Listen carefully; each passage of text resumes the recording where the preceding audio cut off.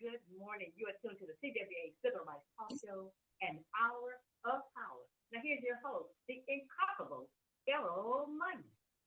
Good morning, human rights activists all over the world. Welcome back to the Communication Workers of America, CWA Human Rights Hour Power, a justice-filled hour of talk, solidarity, and worker power right here on KYOK 1140 AM and the all-new 106.5 FM. If you are visiting the beautiful city of Houston, you can take us home with you on kyokradio.org. Thank you for joining us this morning on the CWA Human Rights Hour Power Radio Show. It's about us. That's right. It's about us. Working agreements, solidarity, living wages, worker power, and simply human rights. The strike is over, and when we fight, we win. D3 and D9 has a tentative agreement, and we are back at work.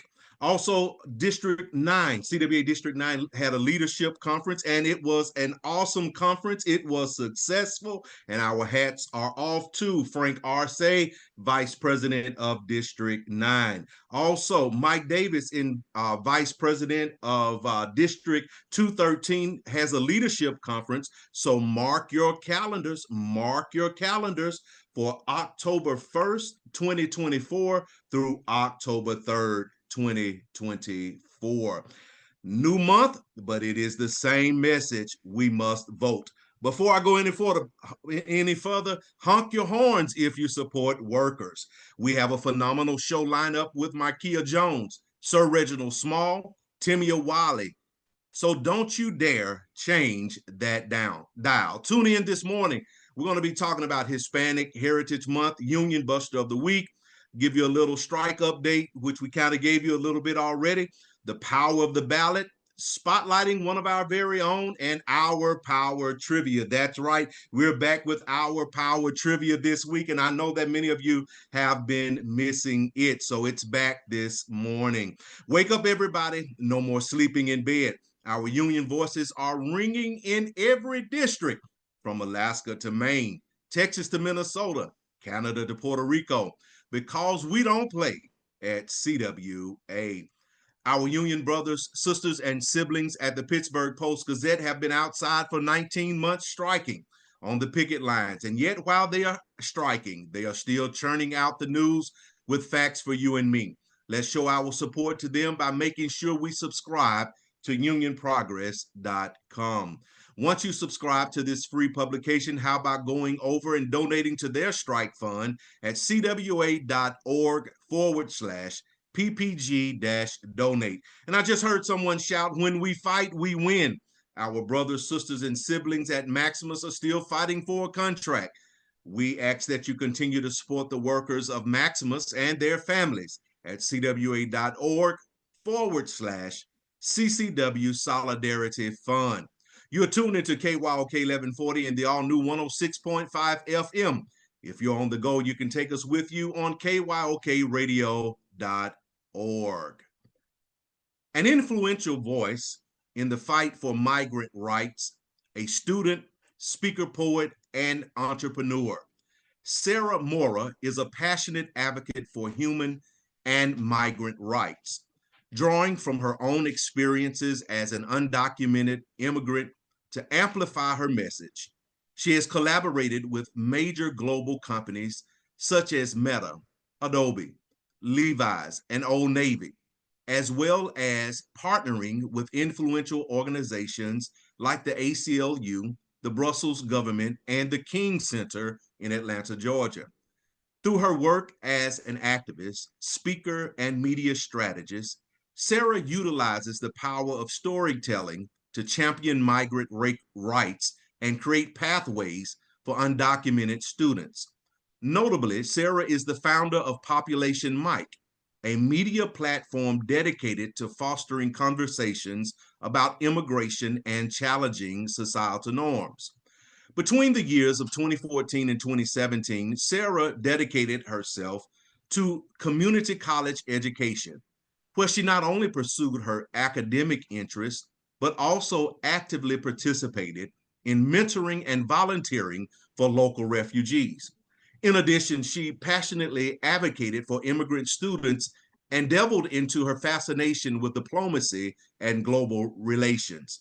Upon successfully earning her International Relations AA in 2017, she faced the unfortunate circumstances of having to leave college due to changes in DACA policy. Subsequently, she transitioned into a full-time role as an organizer and advocate. Sarah's rich and diverse experiences led her to channel her energy into the realm of storytelling and digital content creation. After experiencing financial hardship resulting from the termination of DACA, Sarah actively collaborated with the community, engaged in lobbying efforts, and successfully litigated to safeguard rights. She dedicated herself to amplifying migrant narratives, combating exploitation, and initiated impactful campaigns such as Nuestra Belze Latina. In 2018, Sarah became the first Latino co-president of the Women's March Youth Branch, worked with Teen Vogue's voter registration campaign, and supports immigrant rights. Known as Miss Sarah Mora on social media, she mentors young activists and advocates for migrant voices at the California border. In 2019, Sarah supported border communities, studied immigration trends, volunteered for the New Sanctuary Coalition, and fundraised for migrant rights. In 2020, she was featured in the 2020 Project, served as a delegate in 2018, targeted the Legacy Giant series, collaborated with the American History Museum on Girlhood, It's Complicated, worked with MTV on allyship and the BIPOC Experience, hosted Instagram live sessions, and joined Banana Republic's global campaign. After the pandemic in 2021, she focused on poetry and writing, joined the Reebok Human Rights Award Board, did influencer projects, collaborated with the Canadian brand for a global self-love campaign, appeared in an HBO series, and spoke with the Girl Boss platform. In 2022, she worked with Meta, We All Grow Latina, Chispa, and spoke at Louisiana State University. In 2023, she partnered with L'Oreal Paris, RIA Money Transfer app, and Ad Council Impact Company, and returned to university. 2024 is in progress, and currently Sarah is a senior in college studying political science and international comparative politics. She states education has felt impossible because of a need to advocate, panicking in the face of a nation with a long history of undecided immigration policy. Miss Sarah Mora, we salute you. You are tuned into KYOK 1140 AM and the all-new 106.5 FM. And if you're on the go, you can take us with you on kyokradio.org. Good morning, Micaiah. Micaiah Jones is up next with Hispanic Heritage Month. Good morning, Errol, and good morning, KYOK radio listeners. Thank you so much for giving us an update on Sarah. Shout out to her. So like you mentioned, today is, well, starting back on the 15th, it's National Hispanic Heritage Month, and it's a month-long celebration of Hispanic and Latino history and culture.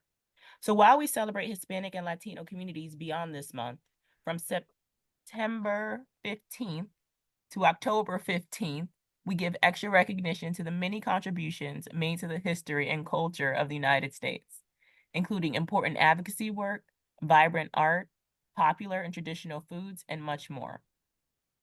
Hispanic Heritage Month provides an additional opportunity to explore the incredible impact Latinas and Latinos have had on the United States for generations.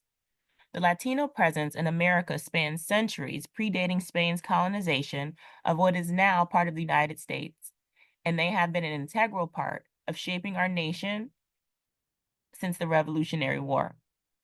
Through the Treaty of Guadalupe Hidalgo and the Treaty of Paris that followed, the Mexican-American and Spanish-American Wars, the United States gained territories in the Southwest and Puerto Rico. This incorporated the people of this area into the United States and further expanded the presence of Hispanic Americans. Today, the Latino population in the United States is over 60 million. And according to the US Census Bureau, that makes up about 18.9% of our total population and is the largest racial or ethnic group in the country. Latinos continue to help fuel our economy and enrich our nation as entrepreneurs, athletes, artists, entertainers, scientists, public servants, and much more. So what's the difference between Hispanic and Latino?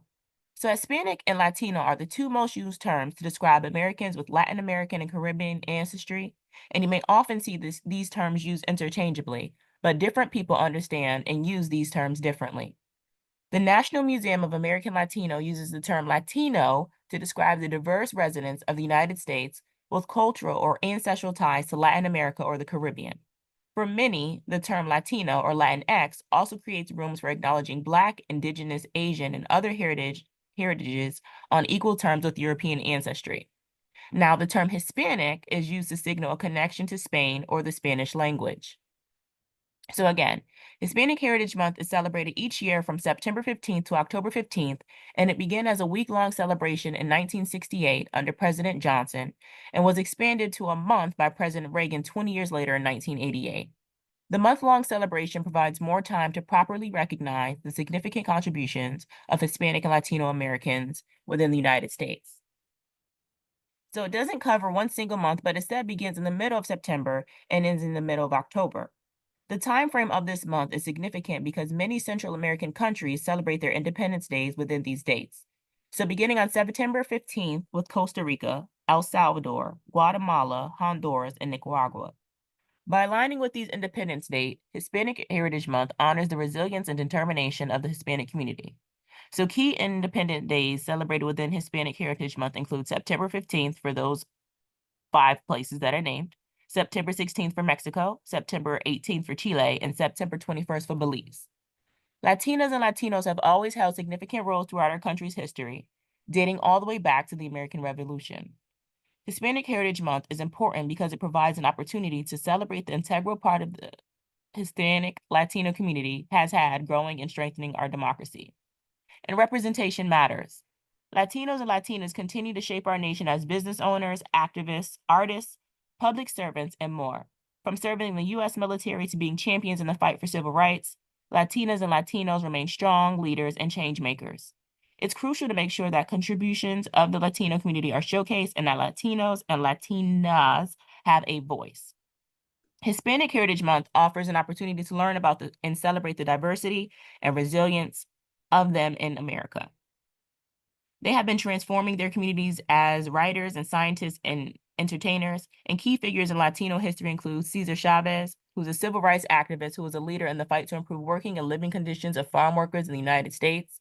Chavez co-founded the National Farm Workers Association in 1962, alongside Dolores Huerta, which later merged with other unions to become the United Farm Workers of America. There was also Supreme Court Justice Sonia Sotomayor, born in New York City to Puerto Rican parents.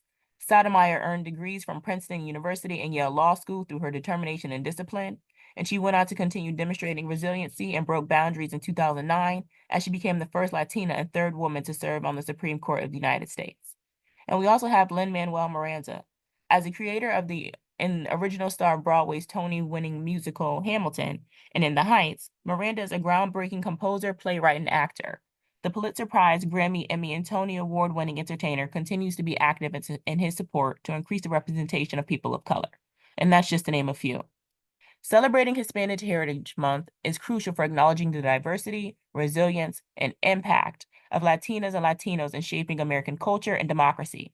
It's a time to uplift their voices and recognize their invaluable contributions. In today's climate, it's essential to celebrate the diverse cultures that enrich our world. We should uplift and honor the unique histories and contributions of all people. Bigotry, hate, racism, and bias have no place in our society. This month, we proudly celebrate and support our Hispanic siblings around the globe. Back to you, Errol. Thank you so much, Micaiah Jones with Hispanic Heritage Month. You are listening to CWA Hour Power Radio on KYOK 1140 AM and the all-new 106.5 FM. If you're on the go, you can take us with you on kyokradio.org.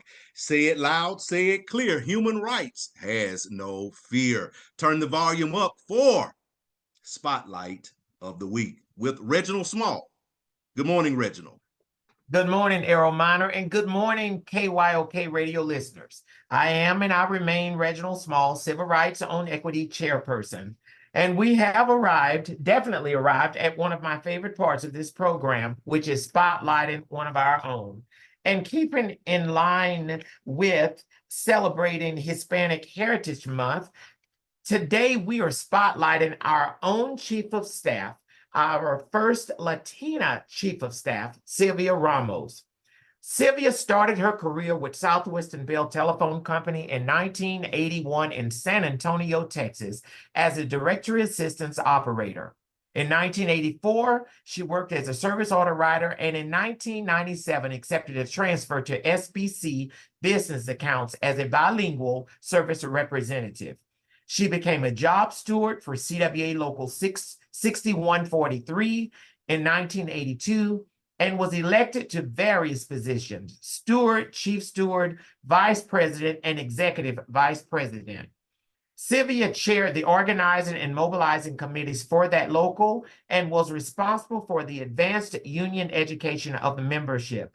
She led the first Southwestern Bell mobile telephone company organizing campaign to a successful victory.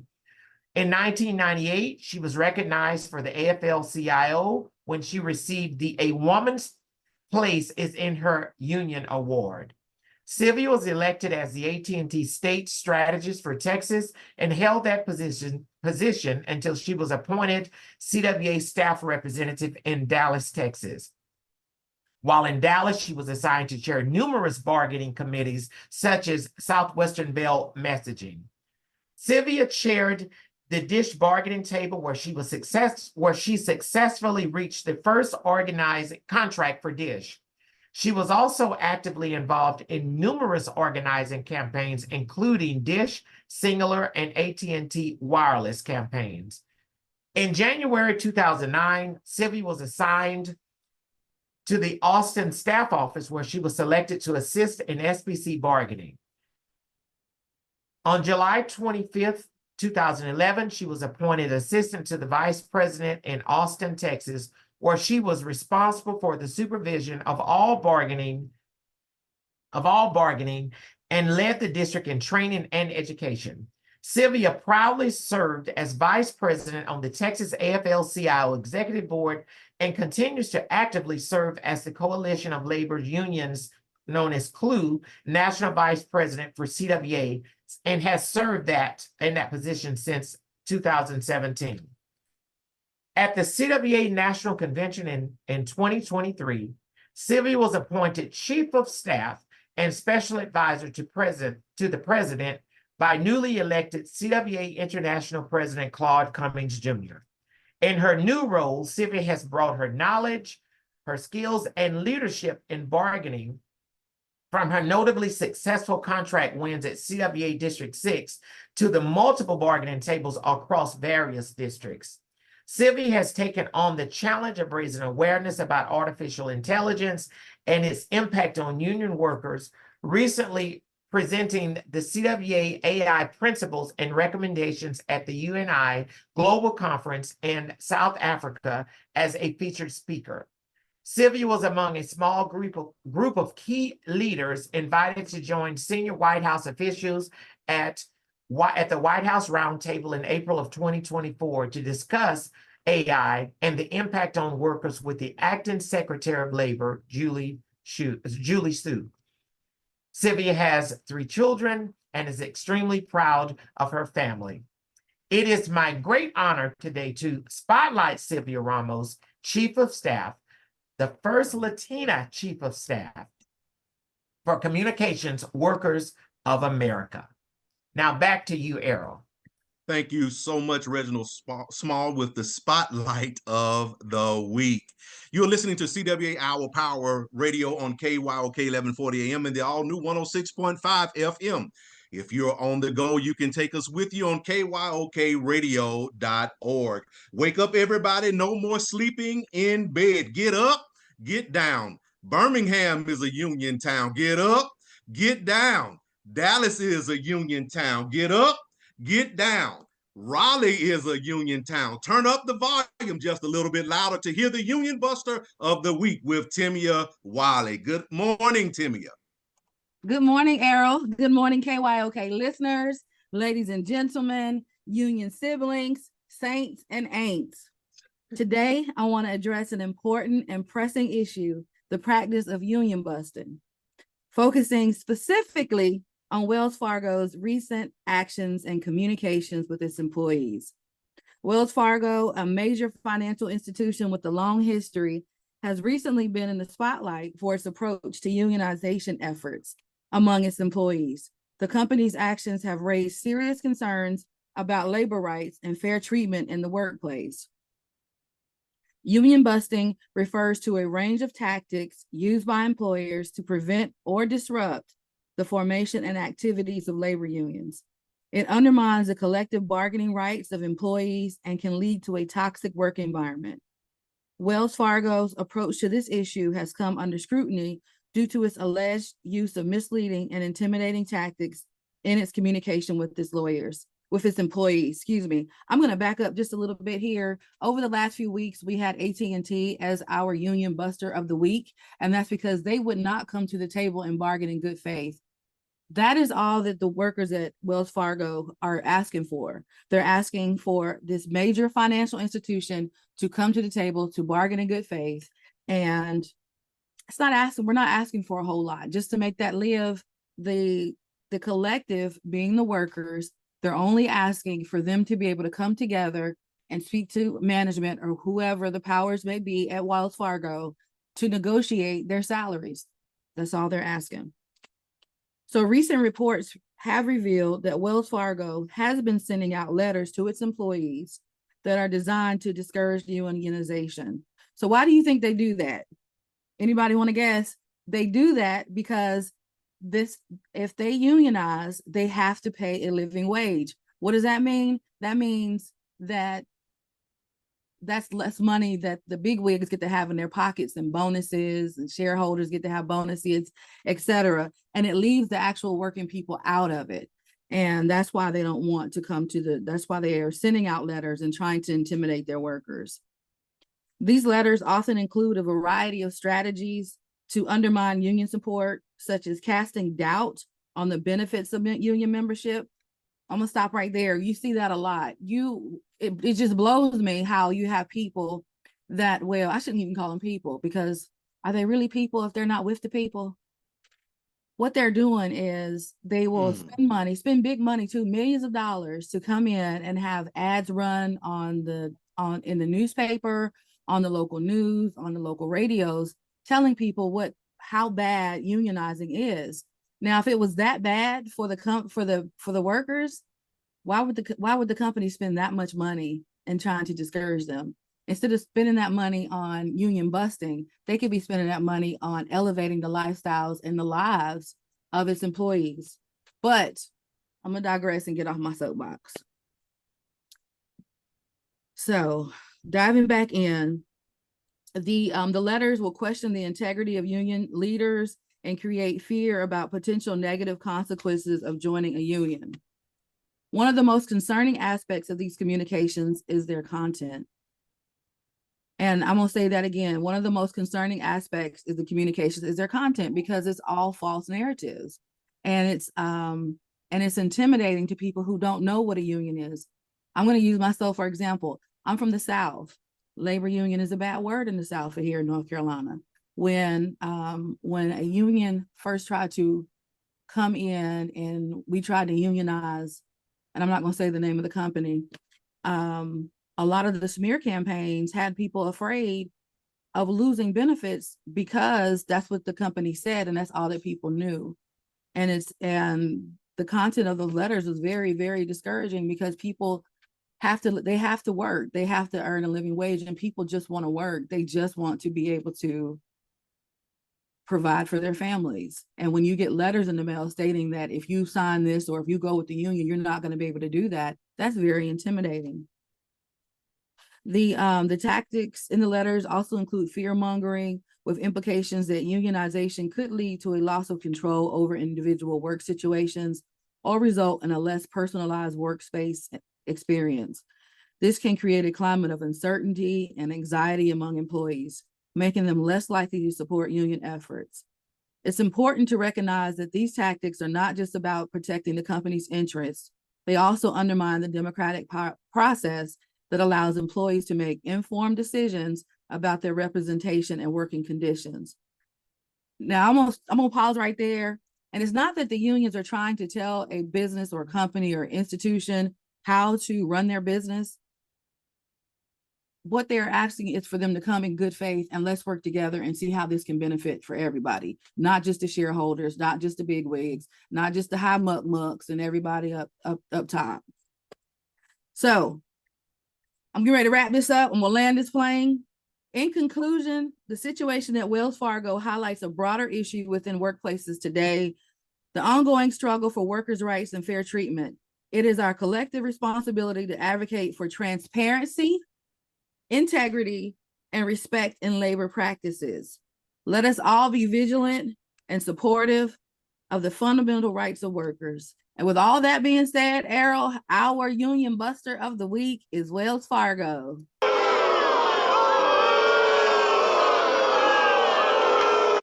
Back to you, Errol. Thank you so much, Where Timmy. is the bell?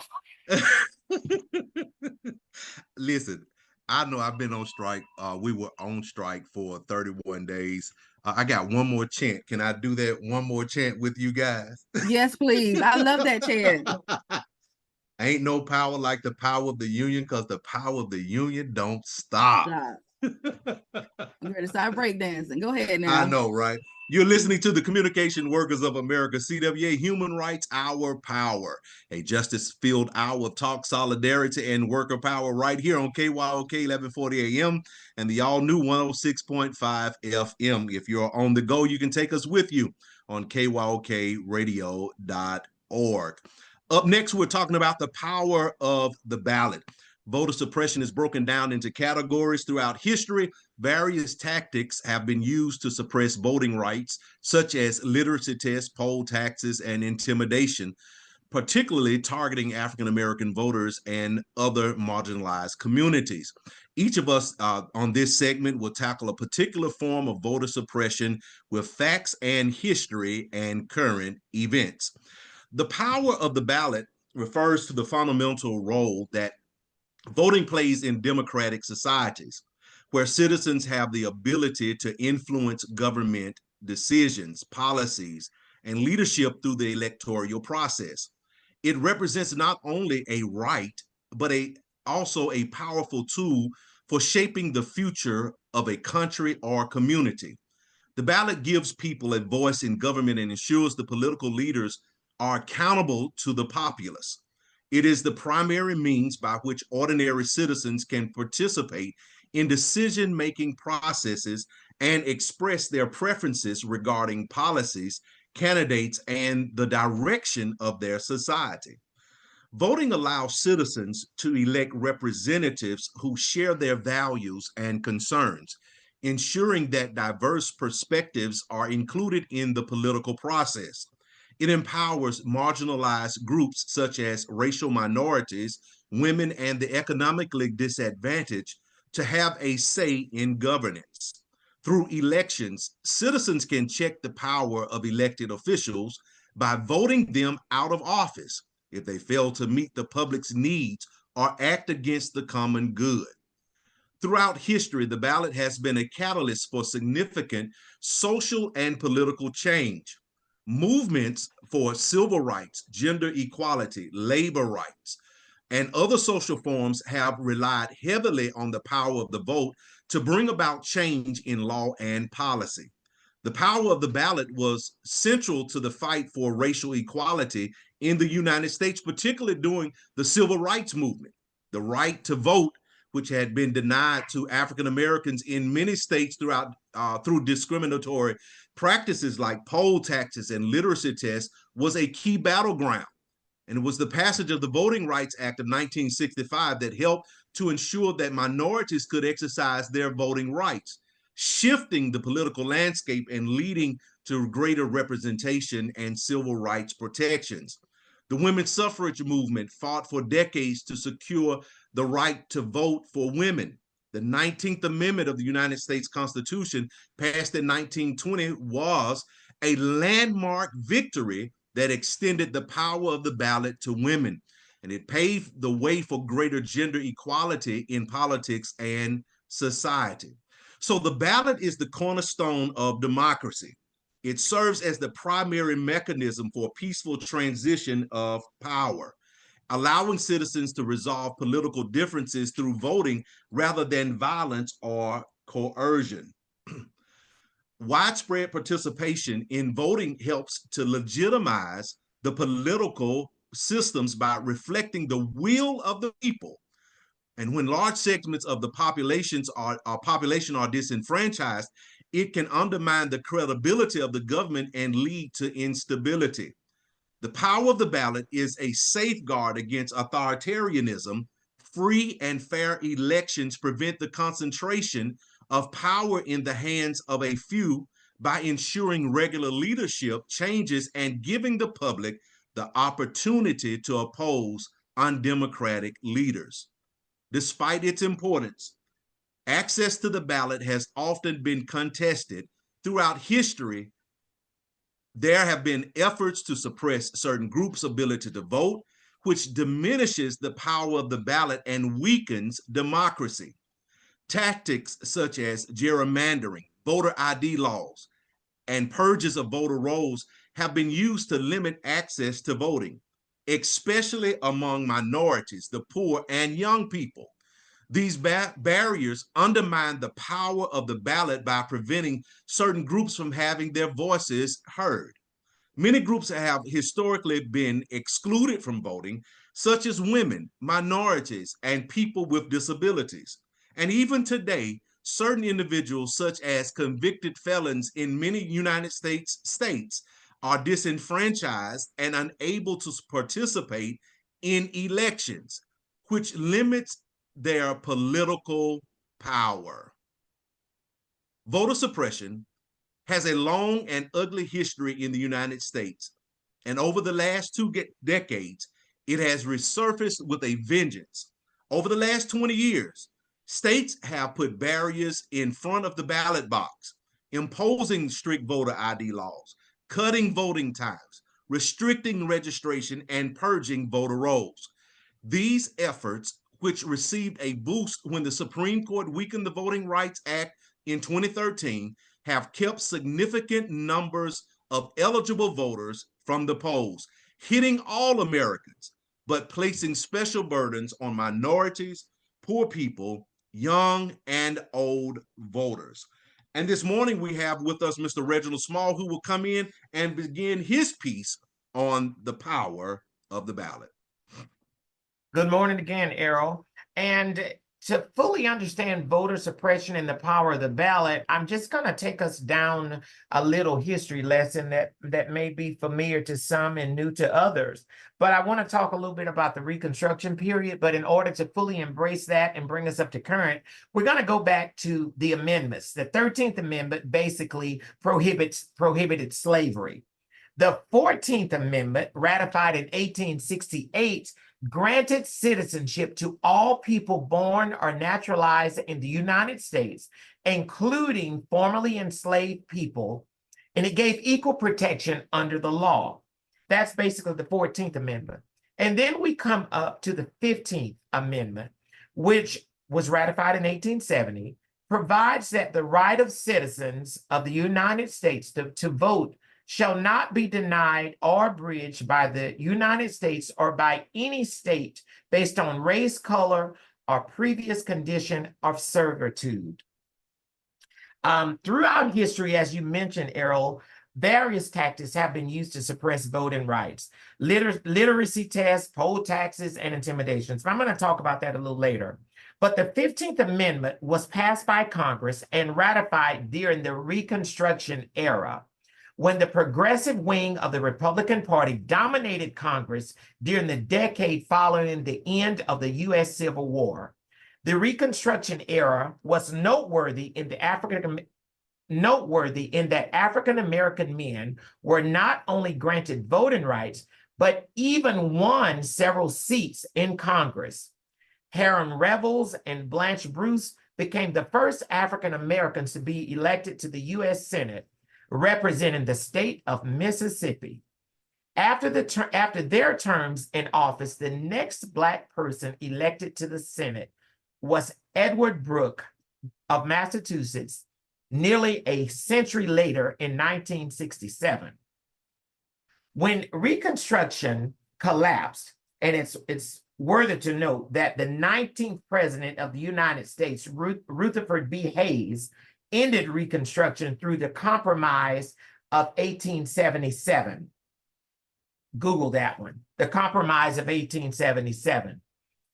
When Reconstruction collapsed with the withdrawal of federal troops from the former Confederate states in 1877, voting rights for Black men in the former Confederate states were rescinded in courts and in state and local laws. And those rights were further restricted by poll taxes, above mentioned, literacy tests, intimidation, and fraud. The infamous grandfather clause, which restricted voting rights to men who were allowed to vote, or those male ancestors were allowed to vote, before 1867, was also a popular method for disenfranchising African-American men because they were not allowed to vote before the 15th Amendment was ratified. The grandfather clause denied them their voting rights. Now, to talk a little about poll taxes, which is very familiar to some, is a tax levied as a prerequisite for voting. After Reconstruction, the 12-year period of rebuilding that following the American Civil War, many Southern states passed poll taxes in an attempt to keep African Americans from voting. As a result, many African Americans and other impoverished citizens who could not afford to pay the poll tax were disenfranchised. And although this sounds very foolish now, if I may say foolish, KYOK radio, this is some old stuff that we brought over from the foundations of England, where only aristocrats and landowners, those people that had used money as power, were allowed to vote.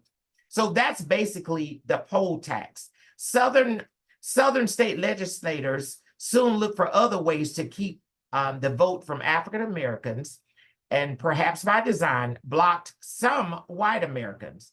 In response, many state legislators drew up grandfather clauses to ensure that non-African American constituents were included in the voting process. And then we come up to the literacy test, supposedly applicable to both white and Black prospective voters who couldn't prove a certain level of education, but in actuality, it was administered to Black voters. It was a classic example of one particular barrier. They would do things like ask a voter to quote lines from the Constitution or the Declaration of Independence, things that educated people couldn't possibly do. And there was no way for people who didn't have education or a long memory could successfully achieve these and pass these tests. And it became a joke, but it was a real thing, the literacy test. The civil rights movement led to significant reforms, including the Voting Rights Act of 1965, which aims to eliminate racial discrimination in voting.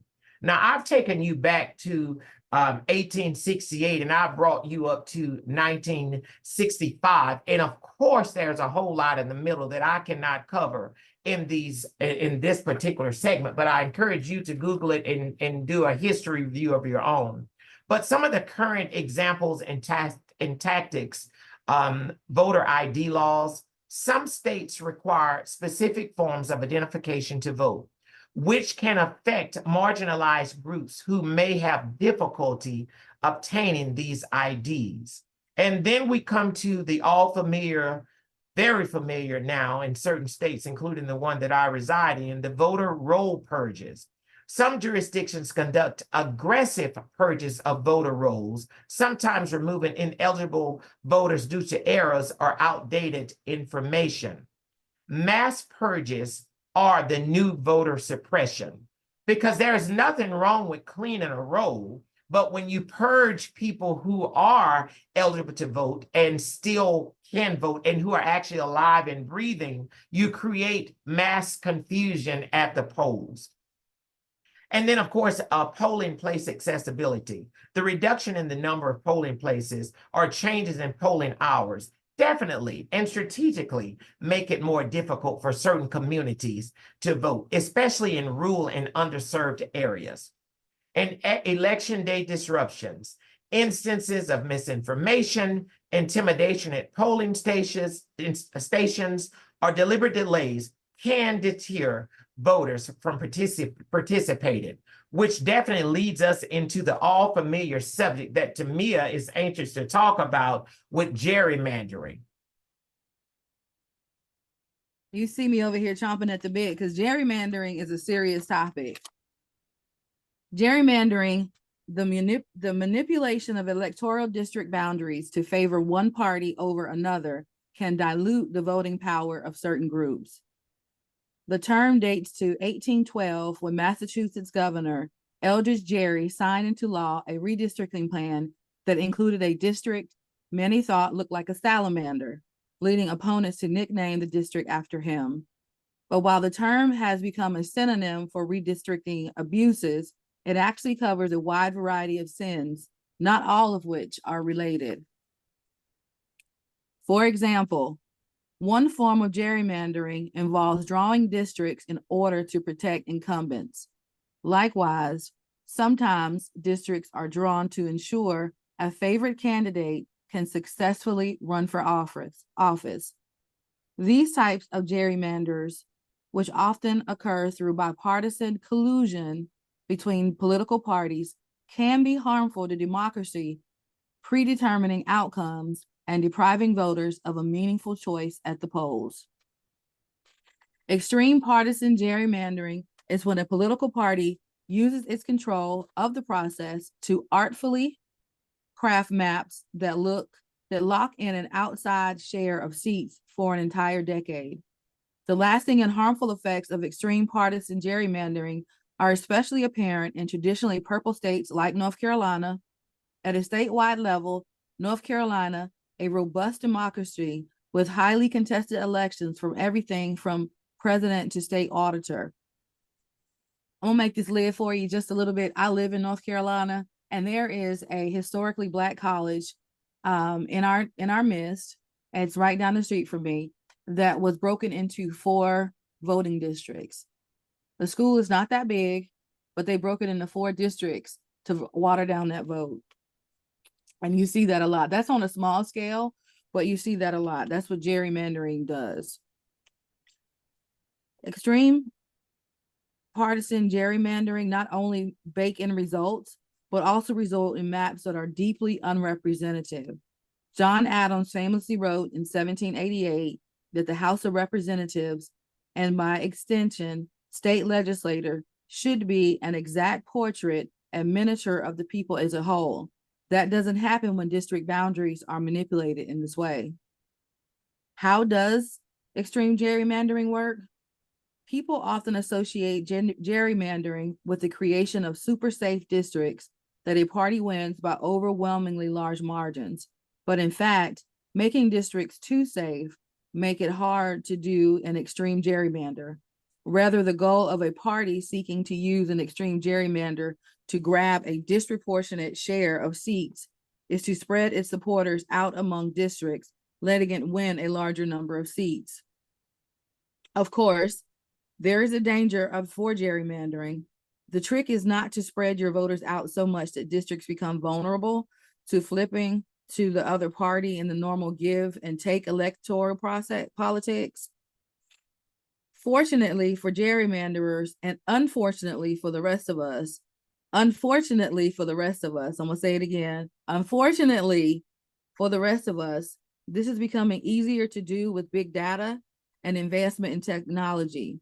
And when gerrymanderers succeed, they create the worst of all worlds, a map that both is uncompetitive and skewed in favor of one party. And of course, we know it's normally the party that's in power.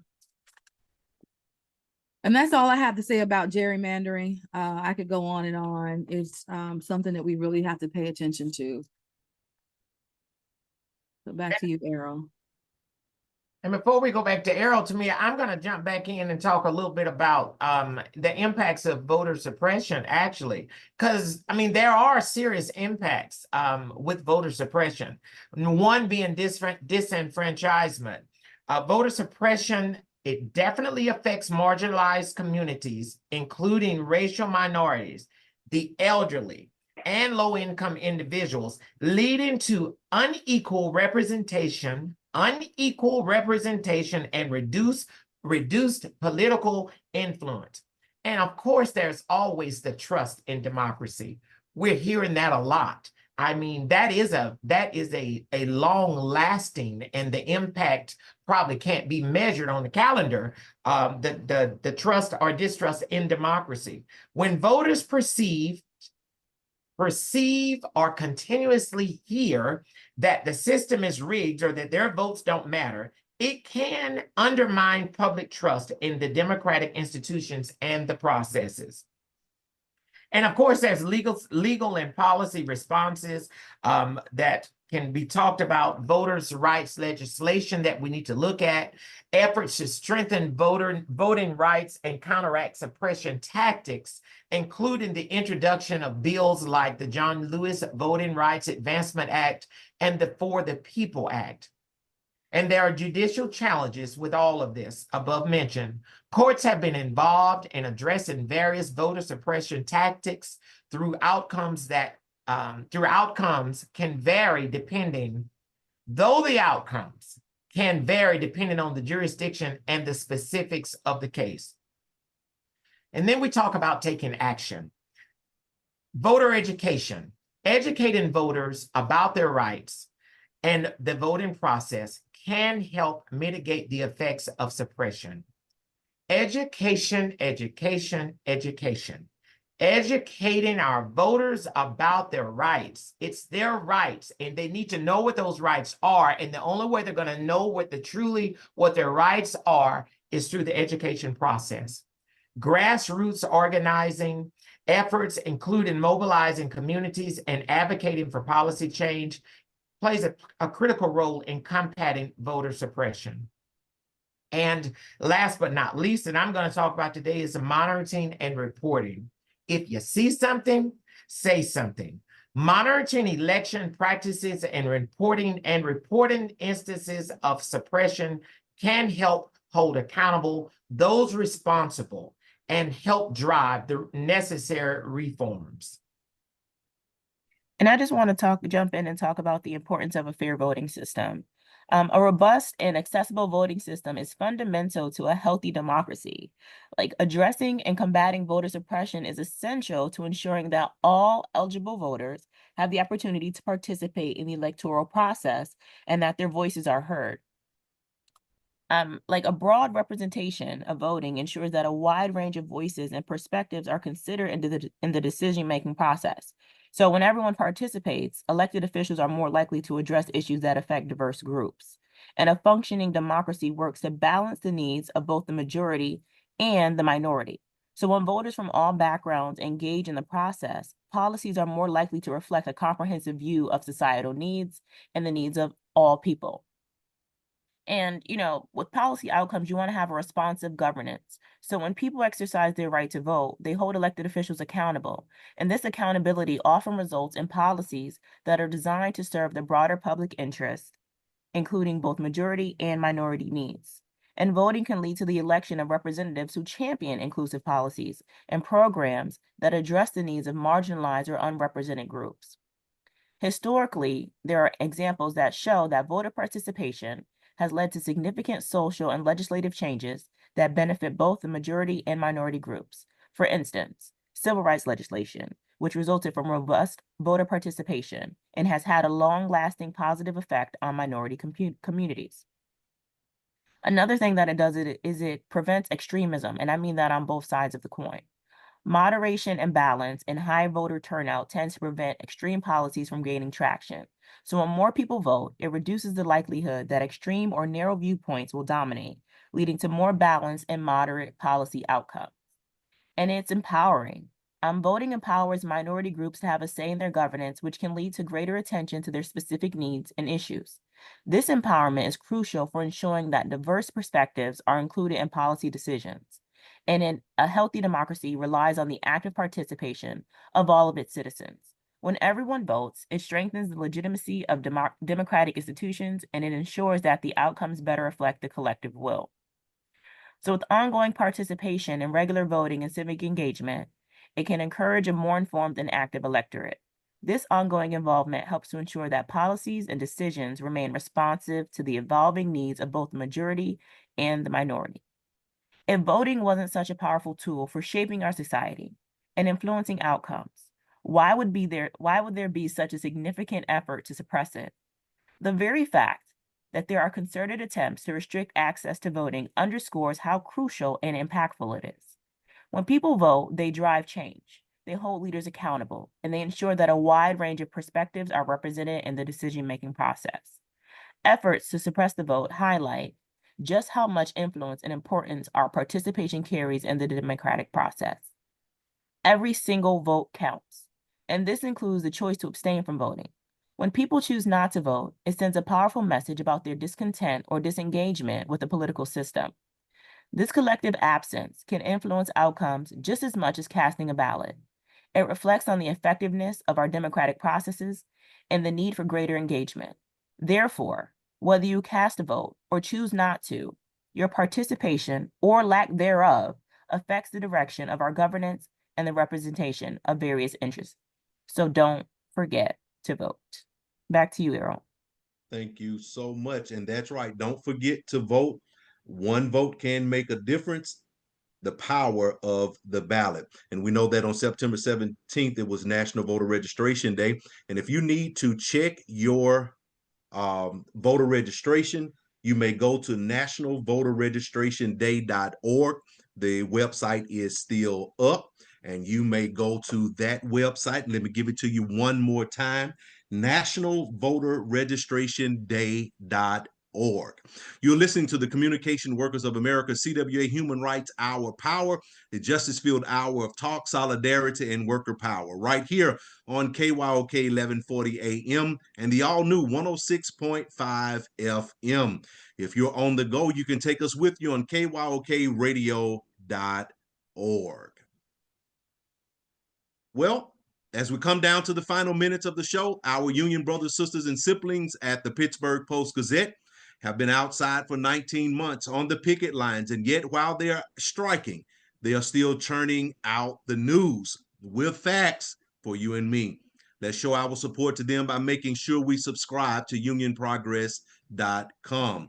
Once you subscribe to this free publication, how about going over to cwa.org/ppg-donate. And I just heard someone shout, "We are one." That's right, we are one. Our brothers, sisters, and siblings at Maximus are still fighting for a contract. And since you're in a giving spirit, because it is better to give than receive, journey over to cwa.org/CCW Solidarity Fund and help the workers and their families of Maximus.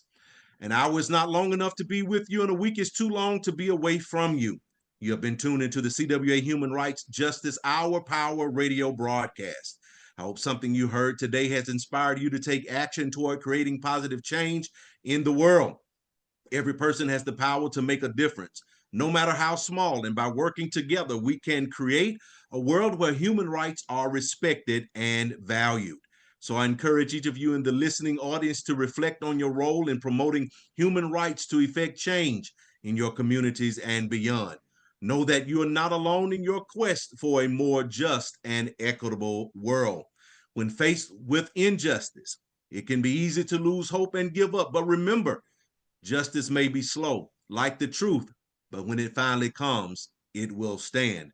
Until next Thursday, 10 a.m. Central Standard Time, right here on KYOK 1140 AM and the all-new 106.5 FM, kyokradio.org. The power of the valid. One vote can make a difference.